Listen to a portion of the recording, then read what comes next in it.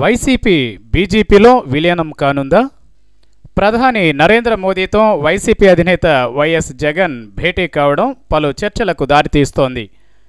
2019 ఎన్నికల్లో బీజేపీ చంద్రబాబును పక్కనబెట్టి జగన్తో జత కలిసే అవకాశాలున్నాయని చెప్పుకుంటున్నారు. ఇప్పుడు ఏకంగా వైసీపీ బీజేపీలో విలీనం కానున్నదని వార్తలు హల్చల్ చేస్తున్నాయి. వైఎస్ జగన్కి ప్రధాని అపాయింట్మెంట్ ఇవ్వడం పట్ల టీడీపీ నేతలు గుర్రుగా ఉన్న విషయం తెలిసిందే. ఈ విషయంపై ఒకరిద్దరు టీడీపీ నేతలు బాహాటంగానే తమ అసంతృప్తిని వెళ్లగక్కారు.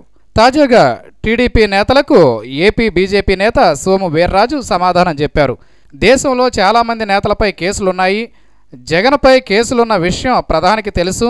జగన్పై కేసులున్నాయని తెలిసి కూడా వైసీపీ నేతలను టీడీపీలోకి చేర్చుకోవడం లేదా అంటూ రివర్స్ పంచ్ వేశారు.